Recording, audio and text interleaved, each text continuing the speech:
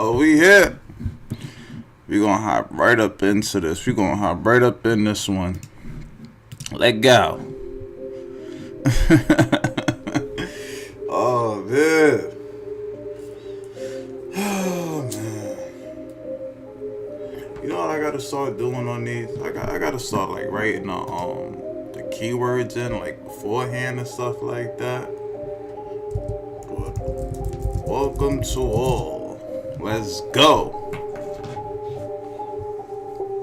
You are now in tune with the most wise Fleezus, and this here is Black Renaissance Podcast, the midterm edition. We're gonna get into this madness, which is the midterms.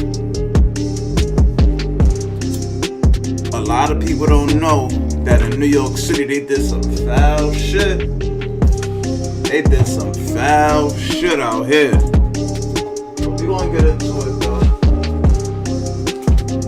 I got some notes here. I think I do. Yeah, here we go. I got some notes on here. I got some notes. Cause these niggas, man, they trying to get us out here. They ain't even playing fair no more with it, you heard? They is not playing fair with it no more. Like they literally, man, just doing whatever they want. They out here just putting together whatever they want, doing whatever policies that they want. You know, I went to go vote today.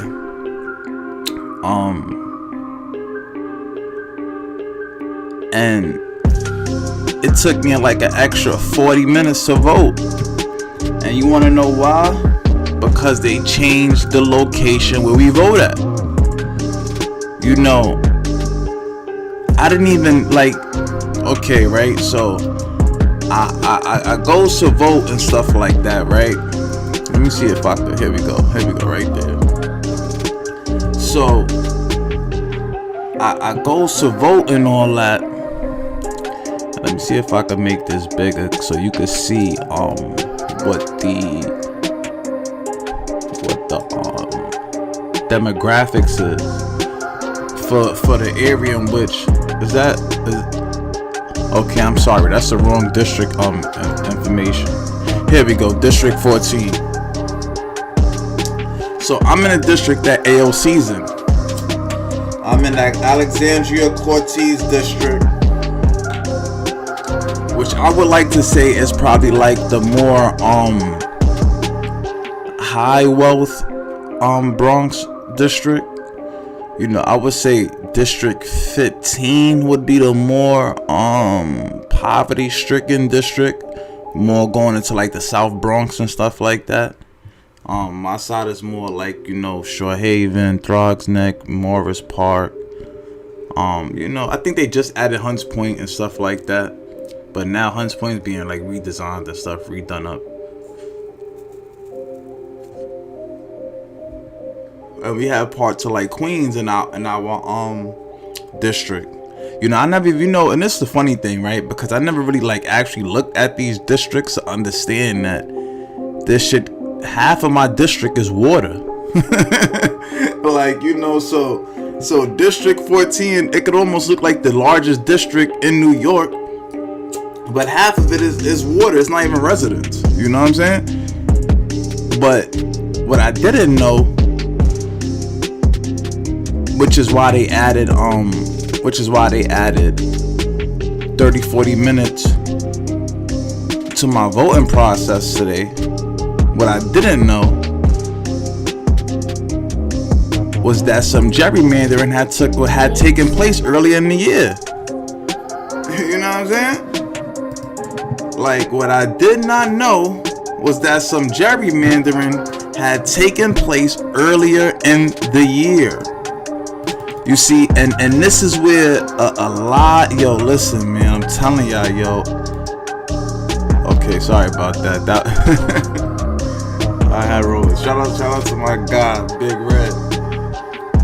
But, you know, the road not taken on gerrymandering. Congress failure to pass anti-gerrymandering legislation earlier this year will have adverse consequences on the midterm battle for the House. Right? New Jersey District 5, Josh Goodmeter is like 51%. The Senate is 41-41. It's tied right now. We need whoever gets 51 first controls the Senate. Just some updates for y'all.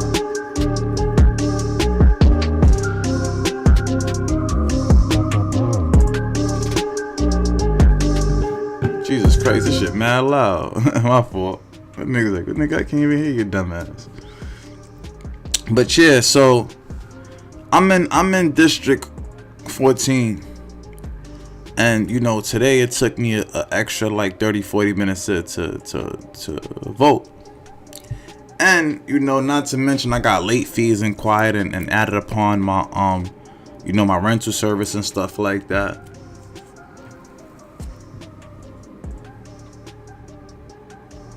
And I'm starting to understand, you know, what a lot of what a lot of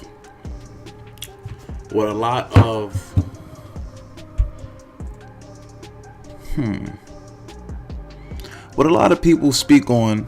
I don't want to make it a left or right thing, but a lot of people speak on when they say that a lot of these tactics are little ways to deter people from voting. You know, asking for ID, asking for these little small nuanced things that could push a black person away from voting, because you know, when you're financially insecure, any little mishap could be a catastrophe.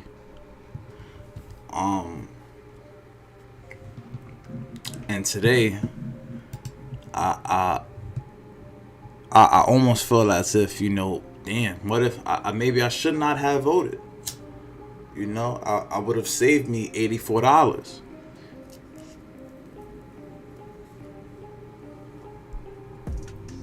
That's the cost of voting in America. But let's get into this article, and I'm gonna get into this other article, because, you know, a lot of us didn't even really understand that gerrymandering was taking place this year while we was fighting for reparations. They was over here, you know, rewriting the districts. But let's get into it. Earlier this year, Congress had a chance to pass a landmark anti-gerrymandering reforms as part of the Democrats' omnibus democracy bill, the Freedom to Vote John R. Lewis Act. But the bill narrowly failed on the Senate floor because of the filibuster. This failure will have ripple effects in the battle for a closely divided House in 2024.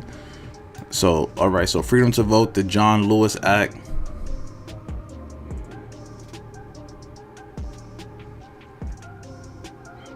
Okay, I gotta read up on this. The Freedom to Vote Act. I really gotta read up on this right here.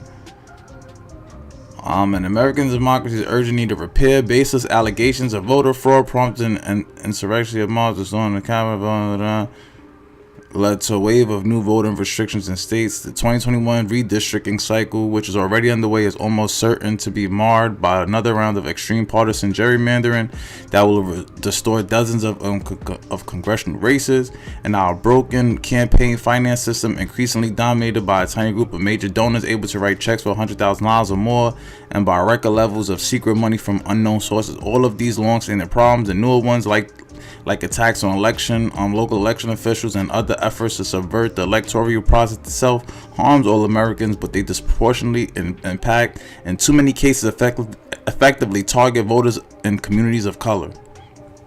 The guardrails that protect our democratic process must be strengthened in order to equitable needs each American. That is why the Freedom to Vote Act must be passed without delay. Yeah, all right. So yeah, John Lewis. Well, I'm pretty sure. I would hope that does get somewhat passed, like, because the gerrymandering is crazy. So yeah, had the legislation passed, voters around the country would have had immediate access to powerful new tools to fight partisan gerrymandering that would have let them straightforwardly block states from using several severely gerrymandered maps in the 2022 midterms. severely, that bill itself would have blocked, right, many states from using severely gerrymandered maps in the 2022 elections. Now, you see, right now, the Democrats, like prior to this midterms, the Democrats mostly was in control of everything, right? They had everything, Joe Biden, all that. And you would have thought that John Lewis would be someone that the Democrats would, like a bill, especially someone that is Democrat and spent his whole life being a Democrat, I believe, would have pushed that bill through. But the reason, in my personal opinion, they didn't push that bill through is because that bill would not have really benefited them, because the Democrats has gotten into this new neo-Republican way of doing things, right? Because like now everything is flipped around, right? So now it's like the Republicans are really the new Democrats, and the new Democrats are really the new Republicans, right? The Democrats are the bullies. The Democrats are the people that will gerrymander you out of position. The Democrats are the people who will silence you. You know,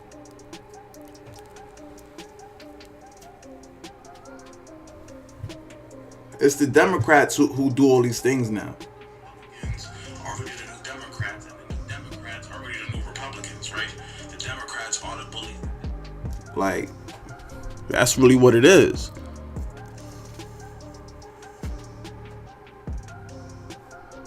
There's no way around it. There's no way around it.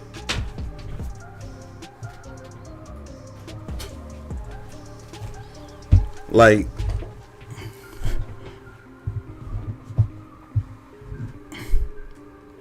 under the John Lewis Act, voters could have asked a federal district court to analyze congressional maps for partisan bias using the results of the last two presidential and U.S. Senator elections in the state if easy-to-use standard partisan bias metrics showed that a map was significantly skewed in favor of one party or the other in two or more of the analyzed elections.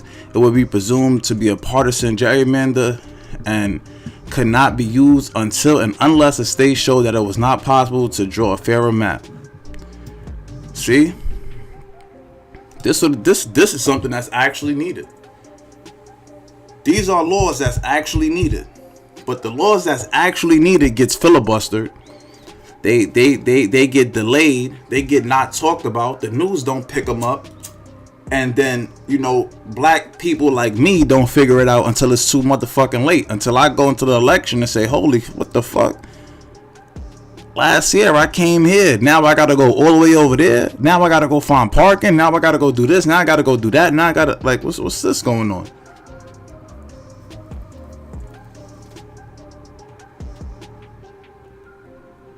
You know, not to mention that motherfucking police damn near follow me from location to location. You know, if easy to use standard partisan bias metrics showed that a map was significantly skewed in the favor of one party or the other, two or more analyzed elections, it would be presumed to be partisan gerrymander and could not be used until and unless a state showed that it was not possible to draw a fairer map. If a state was unable to establish the fairness of the map before an upcoming election, the court overseeing the case would make temporary changes to the map. All told, congressional maps originally passed in 9 states, 5 drawn by Republicans, 3 by Democrats, and 1 by a political appointee commission, would have required significant changes to bring them into compliance with the John Lewis Act. Subsequent state court litigation resulted in a major redrawing of Democratic drawn maps in New York, Maryland, and Republican drawn maps in North Carolina, as well as a partial fix to the map in Ohio. But even with those court-ordered changes, maps in 6 states, including Ohio, where Republicans simply drew a slightly less gerrymandered map, continue to have high rates of bias in favor of the party that drew them. Now, I want y'all to remember this right here. I want y'all to remember this.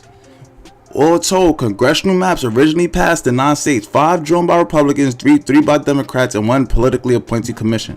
Now, I believe the political appointed commission was New York, if I'm not mistaken, but let me click on it real quick. God's who controls the redistricting in all 50 states. Oh, I don't even have New York here. Congressional only, both legislative. State legislature drew 28 drew congressional districts and 28 state legislatures.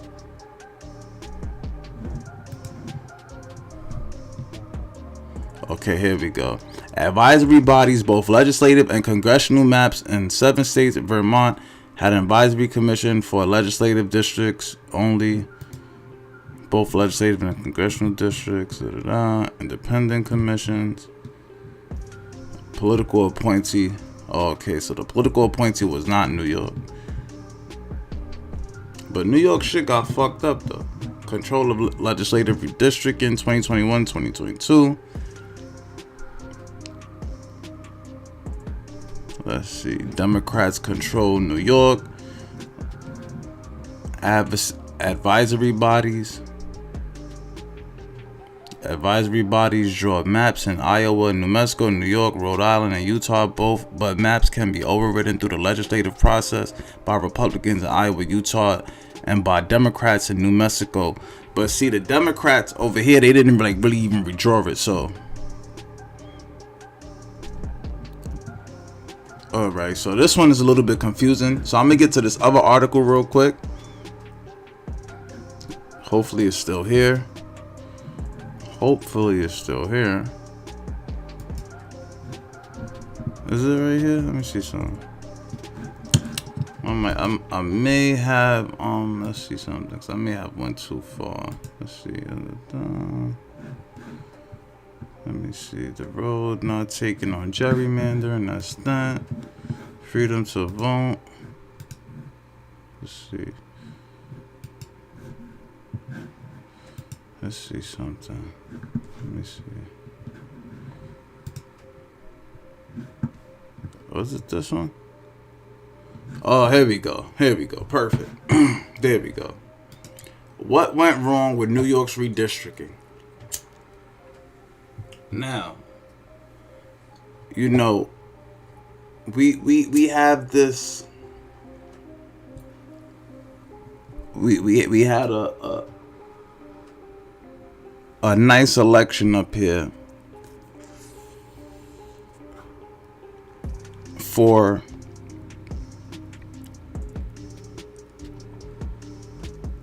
Alexandria Cortez, AOC, District 14. That's the district that I'm in. And a lot of these changes, I realized a little bit too late. A lot of these changes I realized as I was voting, as I was doing my civil duty as an American citizen.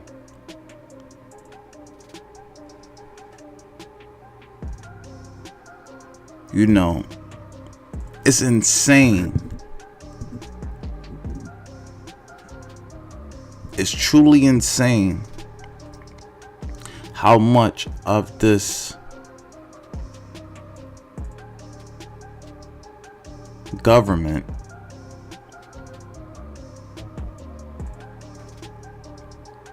does and change without actually asking for the people's participation. And us as citizens, we feel as if we're in this democratic government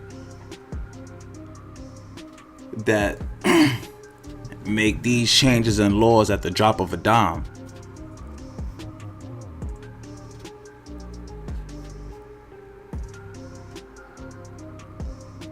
How can we really feel as if we're participating in the government like this, you know?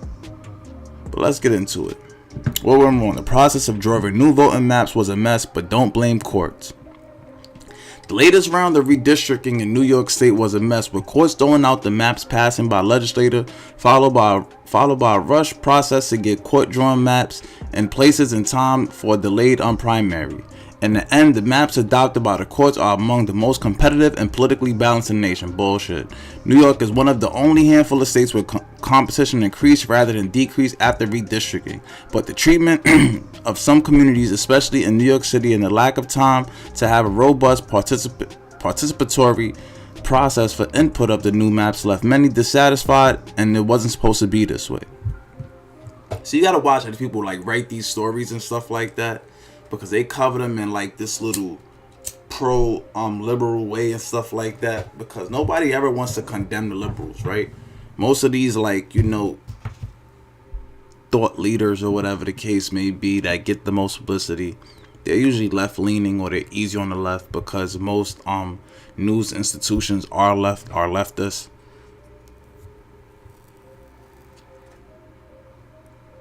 And if you want your work to be critically acclaimed, and you know, and you want that support, you better lean into the left.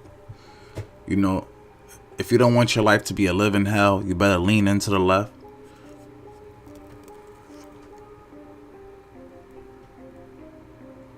But I'm here to fight this battle.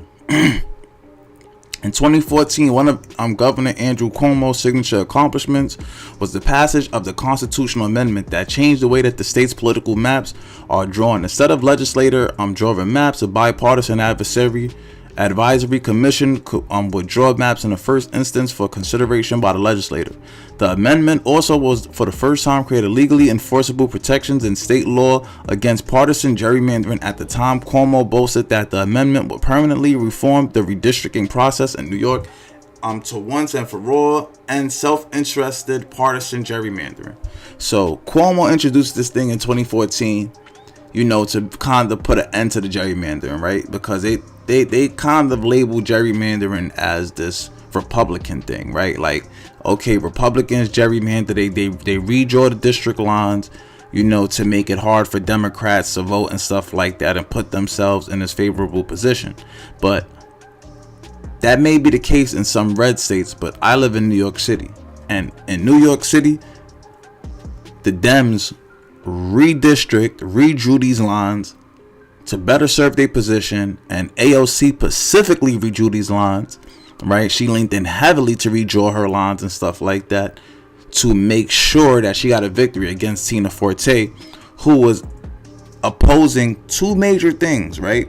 She's opposing to stop career politicians like Nancy Pelosi by giving the House a 3-term limit, and giving the Senate a 2-term limit, trying to stop, you know, these career politicians, these people that's been in office 10, 20, 30 years, you know, giving, you know, regular citizens and civilians a chance to enter politics, to enter Congress, to enter these places. Because you got to remember, right, even though the president only has 8 years, but if the Congress has 30, 40 years or whatever the case may be, come on, man, they could be more powerful than the president. You feel me? And these are things that we knew nothing about. And by the time we figure it out, right? By the time we figure out, okay, let's put a black guy in Congress for 20, 30 years. I bet you they're gonna change the laws then. I bet you by then it ain't gonna be no more freaking, you know, career politicians when it's time for a black dude to be a career politician. You know, besides, and I'm not talking about the Black Caucus, because we all know that they don't do anything for us. You feel me?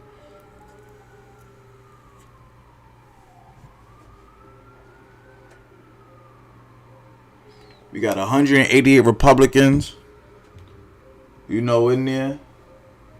Shout out to Sarah Huckabee. She won. The Senate got 42 Republicans, 41 Dems.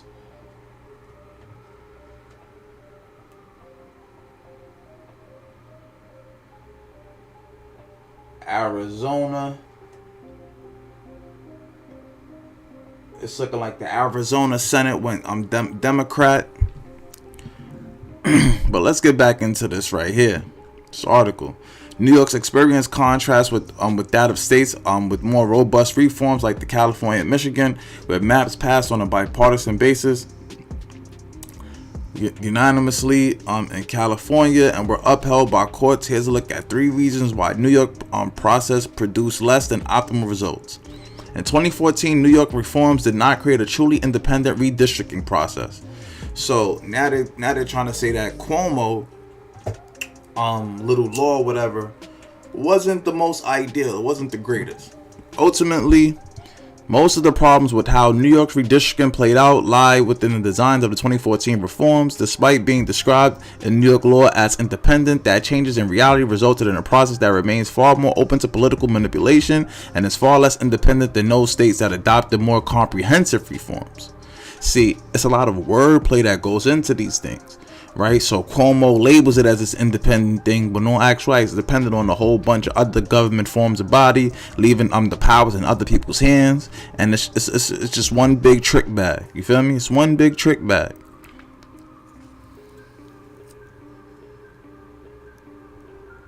And this is why my time with New York City is coming to an end, because there's too much trick bags in New York City for me.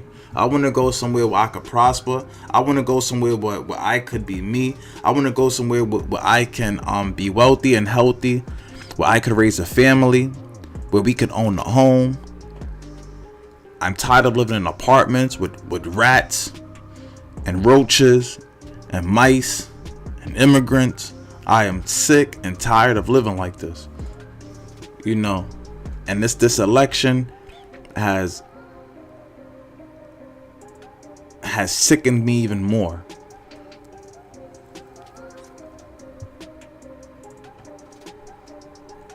But I feel like I needed to go through a lot of these things. I feel like I needed to go through this and be more politically aware, because I'm really gonna have to research a lot of this voting process.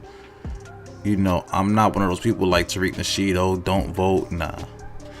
I wanna get deep. I wanna get deep into this voting process. I need to understand all these bodies of government, because they're playing a different type of chess game in that United States government.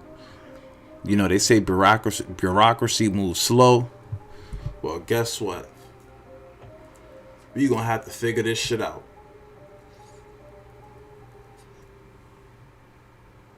Shout out to Wes Moore in Maryland, third black governor ever. Big ups to him.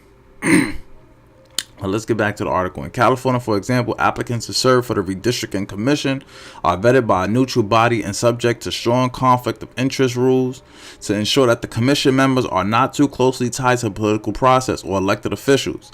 While legislative leaders can remove a preset number of names from the list, acting the jury strikes, they have no role in picking members. Moreover, California's commission, once seated, has final and sole authority to adopt maps. Lawmakers can submit comments or map proposals like any member of the public, but they have no role in approving maps. By contrast, legislative leaders in New York City directly appoint 8 to 10 members of the commission, with fewer limitations on whom they can appoint compared to other states. More importantly, the New York Commission, unlike truly independent ones, doesn't have the final say-so on maps. Any maps it's drawn must still be approved by the legislator. If lawmakers reject 2 proposals in a row for the same body, like e.g. U.S. House seats, the legislature has free reign to enact its own plan. Now watch how this went down. Despite these shortcomings, the New York reforms might have worked had control of the legislature remained divided between Democrats and Republicans, had been most of the post-World War II period.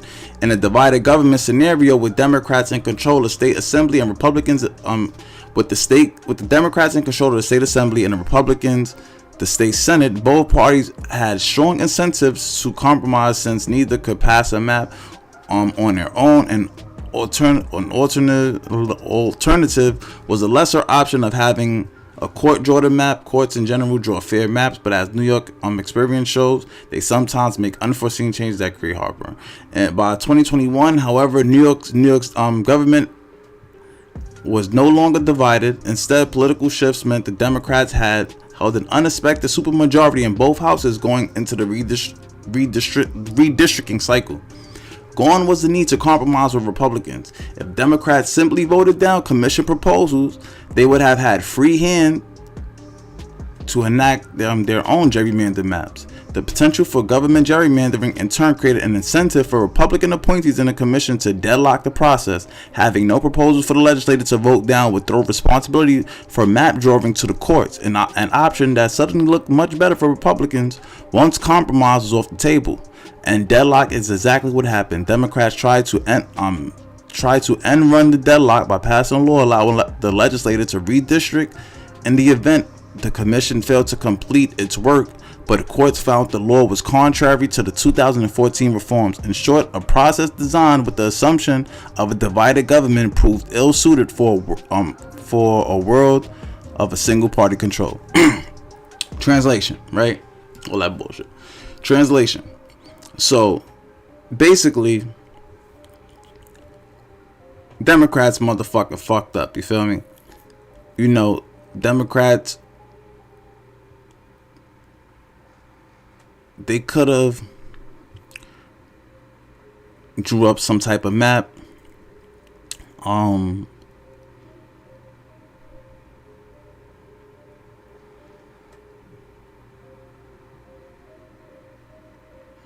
But they didn't. I ain't gonna lie, I was trying to reread this shit while I was fucking like saying that shit. But let me reread this shit, cause I ain't gonna lie, that shit kind of took me for fucking, you know what I'm saying? But more or less, so for let me stop playing. More or less, you know, the Democrats really had a chance to kind of, you know, push this redistricting in more of their own control by, like, you know, really drawing up the maps or whatever the case may be. But they kind of allowed Republicans to deadlock the shit or whatever the case may be. And that's just a whole bunch of bullshit, right? Because that shit really doesn't even fucking matter, to be honest with you. New York maps drawing rules were also part of the problem, unlike states like California that set out for map drawing rules in considerable detail in order of priority. The rules added by the 2014 New York amendment are not ranked in terms of importance and are written much more vaguely. This lack of clarity placed significant discretion in the hands of court-appointed special master when balancing competing commands that created room for disagreement about the choices that were made. For example, both the draft and final maps prepared by the special master drew vocal complaints around the state by dividing up communities. Here we go. Now this is where it gets interesting. For example, both the draft and the final maps prepared by the special master drew vocal complaints around the state for dividing up communities of interest that some felt should have been kept together. Keep that in mind, right? Keep that one in mind now, right? Now, let me bring this back up, because let me see.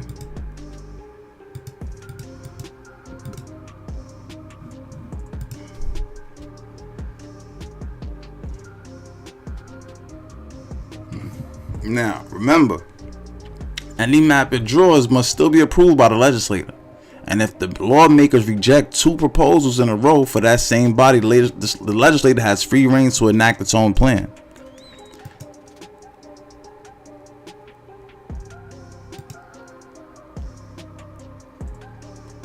And more or less, this is what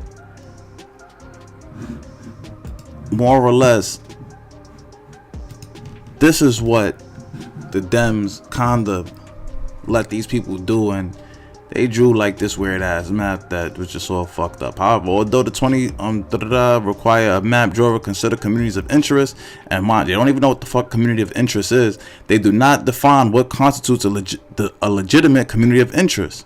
Right, so they talk about consider communities of interest, but they don't even have no definition for what a community of interest is. Nor do they provide guidance or when to prioritize preserving a community of interest over considerations such as compactness or how to resolve conflicts when one such community conflicts with another. More importantly, despite that, the passion that communities of interest provoked in comments about maps, the obligation to consider a weaker command when compared to other more expressed and less discretionary directives in the New York Constitution. Notably, it's a ban on partisan gerrymandering. In the end, the special master chose to make significant changes to maps, seemingly in interest of having compact districts and avoiding favoring incumbents. Seemingly, the interest of having, in the end, the special master chose to make significant changes to maps, seemingly in the interest of having compact districts, small districts, and avoiding favoring incumbents. Right, so basically to avoid favoring that area's favorite or whatever the case may be, right? Incomes, whatever. Given the ambiguity of the language in the state constitution, It was a reasonable choice from among the range of reasonable choices allowed by New York rules, but more precise rules might have helped produce less contentious results. Democrats choose not to participate in a remedial process. So remember when I was saying about the legislative joining whatever, and I said it's the Dems' fault? This is why. The Dems themselves bear part of the blame for redrawing turned out, because they largely sat the process out. After Judge Patrick McAllister struck down New York's congressional and state senate maps at the end of March, he gave the legislature a window opportunity to enact replacement maps. That's not uncommon. The accepted rule in both federal and state courts is that if the maps get struck down, the legislator or commission that drew the map should have the first shot at enacting a fix. The reason is straightforward. The body that drew the map will have more familiarity than the court with the complexities of a state, and it is better positioned to craft a remedy that addresses legal defects while balancing various legitimate considerations. And that's exactly what happened in Maryland. Now, Maryland, when a circuit court struck down the state's congressional map as a Democratic gerrymander, even though Democrats in Maryland disagreed with the court's rulings and initially decided to appeal it, they nonetheless took advantage of the window allowed by the court to adopt a remedial map that would take effect if the appeal was not successful. Now, Maryland did that, and guess what happened? Wes Moore, the third black governor, won, right? And I believe he's a Democrat. But they didn't do that in New York, right? They didn't really, touch the maps or whatever. They let it be what it is, because at the end of the day, it favored AOC. If they would have really kind of redistricted, Tina Forte would have probably had a better chance of winning. But for whatever reasons, and even based on where I think she's from Drags Neck or Morris Park. Tina Ford may be raised in Drags Neck, and I think they even took that out. They took out one of the two, but for whatever reason, New York Democrats chose not to do the same. Instead of letting the opportunity to control the redrawing process without action, perhaps hoping it would be too late to redraw the map for 2022 by the time the appeals were decided. They then took an equally aggressive line when it came to submit proposed maps for the special master, offering a map that made very nominal changes to the one found in the constitutional infirm, and none at all in key areas like New York City. That was their right, but by refusing to redraw the map themselves or offer reasonable alternatives, Democrats left the door open for more radical reworking of the map. Opponents of redistricting reforms might point to New York to argue against them. While there are lessons to be learned from the state's experience, the answer is to strengthen reforms, not use shortcomings in 2014 constitutional amendment as an excuse for abandoning reforms altogether. Right? So they ain't do much or whatever the case may be. They kind of left the shit open or whatever. And a lot of things got redrawn. A lot of things got kind of mushed around and passed around and shit like that. So we go to AOC's website to kind of see. But before we do that, let's look at the redistricting, right? What actually took place. So you see the old 2020 map over here. You see different districts and stuff like that over there. And let me see some if I actually have the let me see, do I have that? Let me see. I don't think so. Because if I actually still had the window open, I would have showed y'all what districts those were. But yeah. So as you can see, my district 14 is the new one. It got pushed more into a blue district. So it went from 47% Biden to 57% Biden, right? The change in the non-white population increased or whatever. The change in adults with bachelor degrees decreased, right? So the non-white or whatever, they try to classify Hispanics as like non-whites and all that bullshit or whatever the case may be. They trying to, do that little worse, how to fix the numbers and all that dumb shit. But that's what that was, because I seen nothing but Hispanic people voting today. In the first location I went to. In the second location I went to, there was no one there, because no one probably knew that was even a location to vote at. You know what I'm saying? Like, it's insane. And then you take away the people with bachelor's degrees who actually could be critical thinkers, right? Critical thinkers to tell people, that might not be a great vote. These are like what happened in other districts, like closer to me and stuff like that. So, you know, the district of Harlem and Washington Heights, it stood mostly the same. Majoritively a blue state or whatever, like no blue district. We have, I'm trying to see where the fuck is District 16. I don't know. District 15, which is like more of like the South Bronx, more of like the ghetto parts of the Bronx. 70% Biden, a little bit down, but not enough to be a major swing.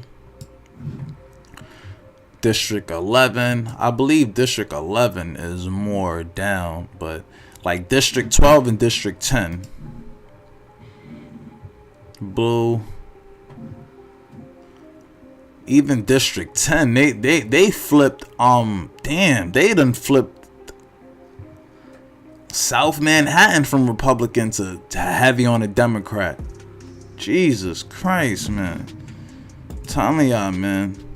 You know, AOC, and this is, you know, 650,000 people, all little spots that she like represent. You know, on her website, you don't see not one black person there. She got somebody representing the Pakistanis. She got somebody representing the Asians. She got somebody representing Mexicans and Latinos. But there is not one black person on her website. You see, this is what they want New York City to be.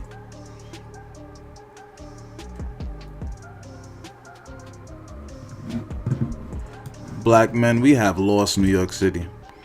But I am so happy that by 2024 I will not be here for that presidential election. I promise you.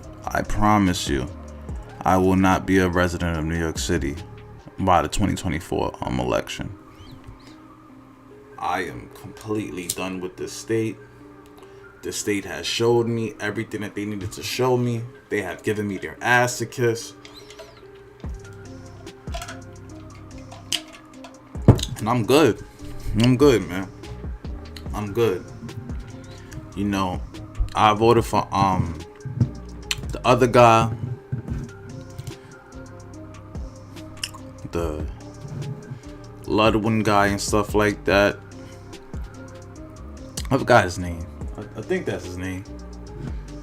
I think that's that dude's name.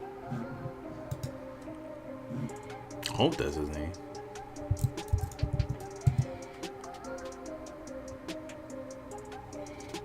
What is this dude's name?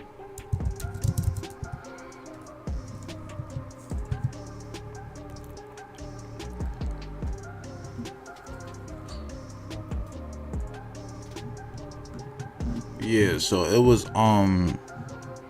Lee Zeldin versus, I forgot, something Hutchell versus Kathy Hutchell. And right now with the votes that's in, this is what we have so far. For the governor of New York, 58% Kathy Hutchell, 41% Lee Zeldin. 48% of the votes is in. I voted for Lee Zeldin, a Republican. I hope he gets it.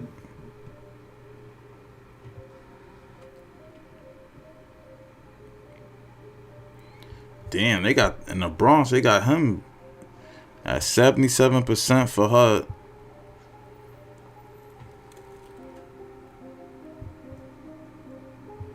And the craziest thing is, man, it's like I didn't even really hear much about like neither of these people. Maybe I was too knee deep in the black politics of it all, right? Reparations and all that stuff. But I'm kind of mad at myself, man, because I was not too well versed on these two political candidates following behind Tariq Nasheed and stuff like that. I think I need to do a better job at keeping my people informed on what's going on in New York City, because we had too much of a eye, especially in the new black media space, on Stacey Abrams and Warnock. And to me, this is a little bit more important. You know, Zeldin versus Hutchell, this is a very important it's a very, very, very important election. But I definitely voted for Chuck Schumer. They saying that Chuck Schumer won.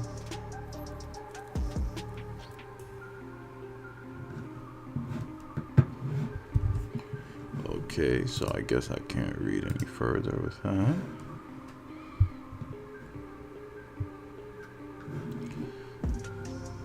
So let's see. D14. Let's see.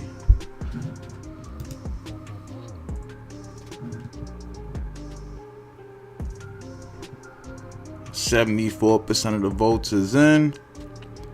It's looking like well, is she already declared the winner? Oh yeah, okay, she's already declared the winner. Alexandria Cortez is already declared the winner. So yeah, that's pretty much that. She rigged her way into the election. She rigged her way through.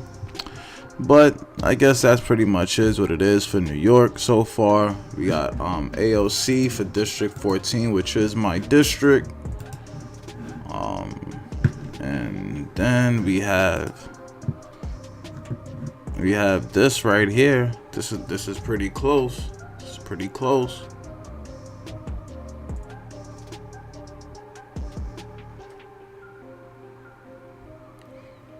Yeah, so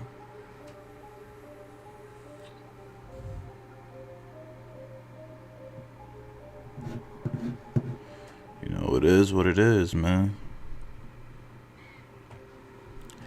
But honestly, though, I ain't gonna lie. I think Lee Zeldin could win, because all these little states right here, Steuben, Allegan, all these sound like little Republican counties right here. I am not gonna lie to you. All these Essex and all that, like, yeah, these Green. Yeah, man. I ain't gonna lie. But then she's a female too. She not only got that Democrat thing going for her, she got that female thing going for her. And that's that thing that the Democrats kinda got going for them. We gotta get more Republican females, more LGBT Republicans on the ballot. We have to get more black conservatives on the ballot. It cannot just be white males. You know, we watched Sarah Huckabee win and stuff like that. But listen, I'm still a super rookie as far as politics go.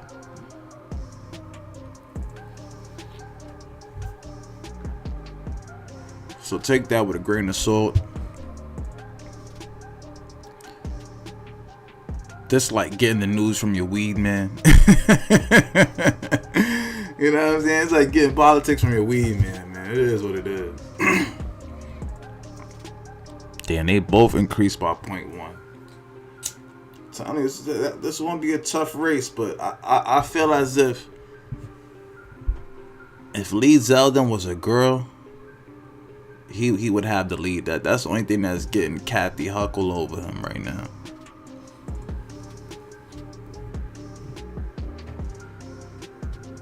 But we're gonna see where it go though. We're gonna see where it go. I'm like 1-1, you know. Charles 1-1. AOC had me lose another. I would never vote for AOC. Not seeing that picture. Not seeing this picture right here. Ain't no black people in that picture. I would never vote for in my life. But you know, at the same notion, man, like I got a lot to learn about politics, man. You know, today, even in doing this right here, researching for this and just getting my information right and all that. Oh, okay. Democrats 202 to control.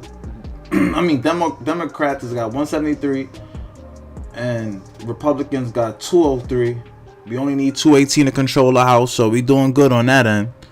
Fuck it, it is what it is. You know what I'm saying? Fuck it. Sometimes you gotta lose the battle to win the war, you heard? You know, maybe I inspire people in other states more than New York. It is what it is. But now I know I gotta get more heavy in on my New York politicians and all that. I really gotta, you know, gotta get ingratiated in this political process, because it's very important. It's very important. But with that being said, y'all, it's Black Renaissance Podcast, the most wise Fleezus. Maybe I will update the community section, whoever actually wins the governor's race in New York, or whatever the case may be. Like I said, I voted for Lee Zeldin, Republican, black conservative. But I voted for Democrats as well on my ballot too, you know. But I do feel like I needed to be more informed, because there was a lot of people on the ballot I had no real clue of who they was and what they did. So for next year, next election cycle, next election season and stuff like that, I will make sure that I am not only well researched on these people, but I bring that research to you guys so that y'all could be more informed on these people.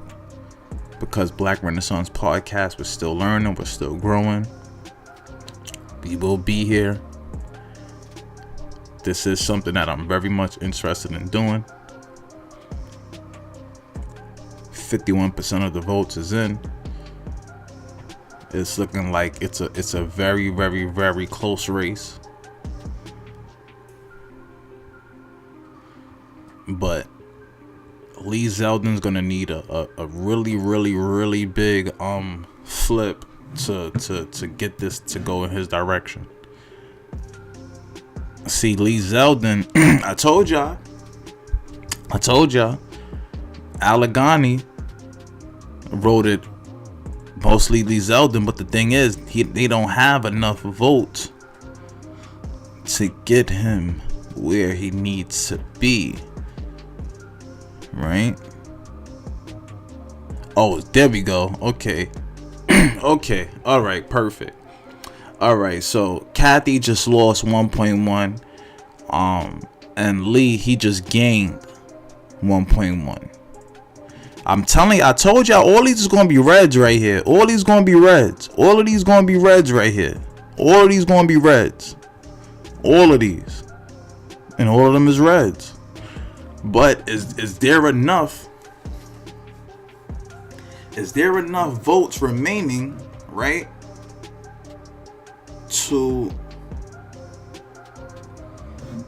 And damn, you see, this Hutchell got Brooklyn, Manhattan. You know what I'm saying? She got 500,000 votes in Brooklyn. 400,000 in Manhattan, 400,000 at least out here. It wasn't that crazy because we ain't that dumb. 187,000, but then all the votes ain't really in up here yet.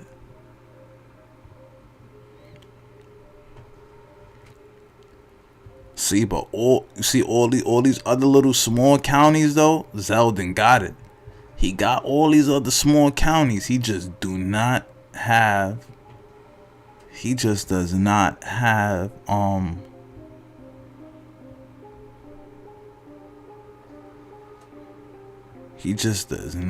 have the big numbers. It looks like he flipped one state. He flipped Essex. Essex was a Democrat state before. I mean, a Democratic county before. I don't know, man. I don't know. I can't see. Oh, okay. All right. He easing up there. 61% is in. He easing up there. He is definitely easing up there, man. Damn, this is a hard one. But see, the more he eases up, the more he pushes her back, right? So he's going up to like, so let's say he gets to like 45%, 46%. Then she gets down to 53%.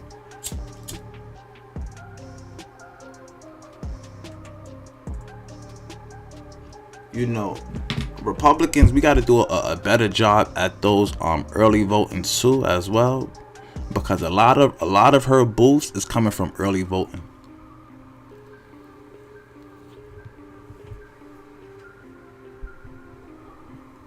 Jenny Kiggins just won the House in Virginia, District 2. Another Republican victory.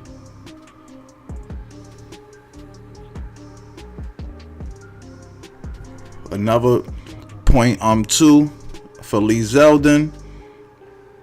I'm telling you, man, I think he could flip her. He might flip her, man. He might flip her.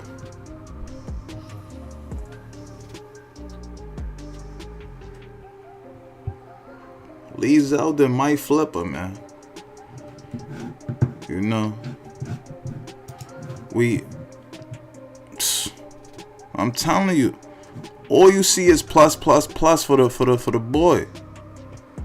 All you see is plus for the boy.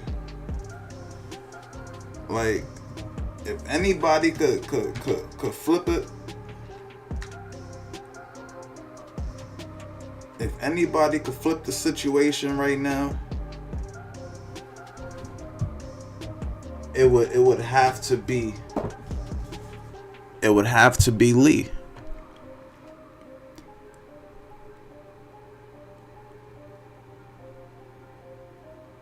This is an incredible race right here.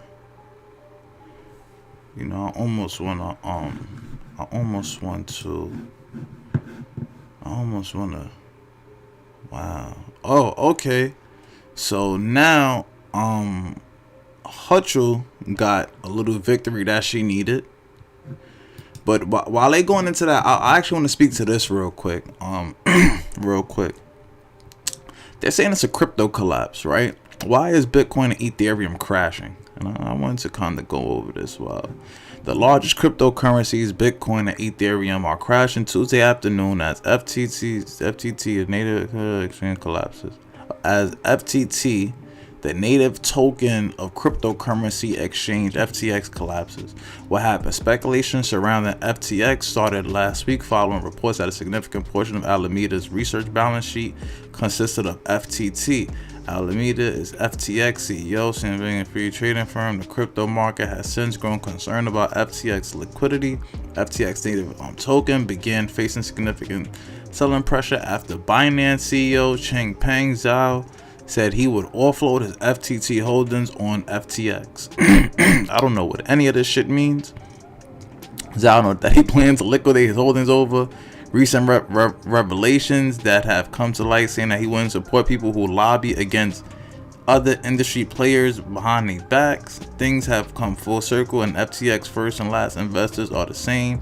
We have come to an agreement on strategic transaction with Binance for what? I don't know what the fuck they talking about. At publication time, Bitcoin was down 15.3% over a 24-hour period. Ethereum is down 17%. And FTX token was down more than 85%. Jesus Christ. Oh my God. I talk about goddamn inflation, talk about a recession, talk about all these things that's just coming rapidly at people's heads, man. How do we manage to, like, you know what I'm saying? Let's get back into it, man. 44.7. Still the same.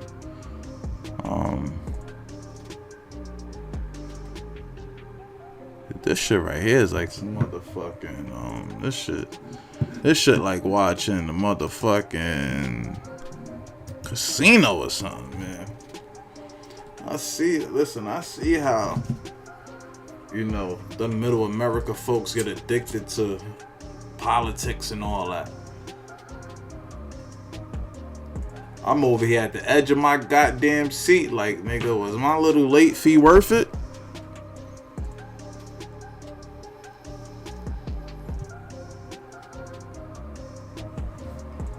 Come on, give me. Alright, here we go. That's what I was looking for right there. Did anything go up, down?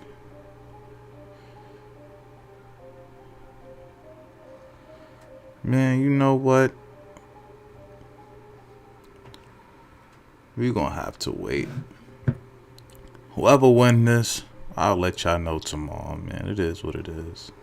But with that being said, man, 80 hard to the gods, man. FBA all day, man. Peace and reparations. See y'all on the next one. Oh, Lord. Nah, this shit keep jumping like, yo, show me some percentage changes, man. So, alright. So, I guess they just calculating more votes and stuff like that. Adding this and adding that. This is a race right here. But while we at it, let me pull up on this other race as well. Oh yeah, look at this, right? They had some photos from the reparation rally.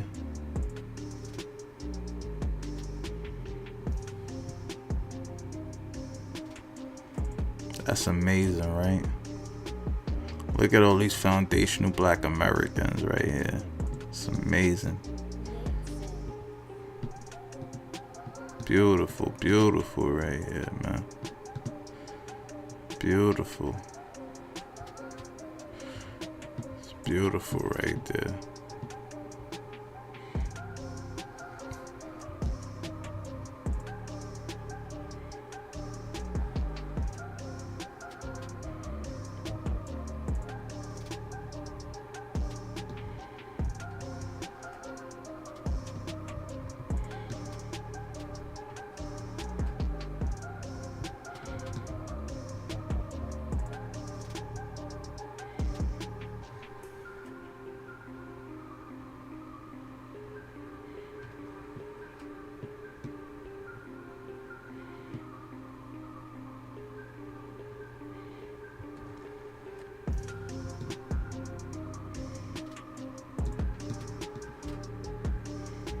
Shout out to the FBAs, man. They really showed up and showed out. 0.1. He creeping back in there, man. He creeping back in there. But let's see what this Warnock race is before we get up out of here. This Warnock versus Herschel.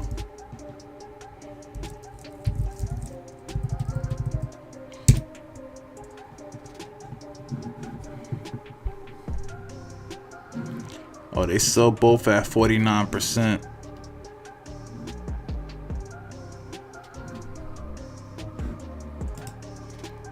Let's see what we got here. Oh, okay. Herschel Walker got the lead. 49.2%. There we go. There we go.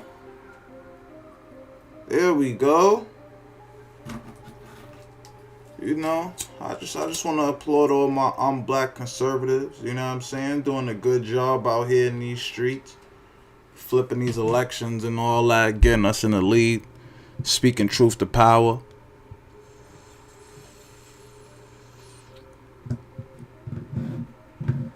We definitely hit the blunt of that one. But yeah, so while Lee Zeldin's creeping up and all that, we're gonna get up out of here anyway, man. 80 hot to the guys, man. FBA all motherfucking day, man.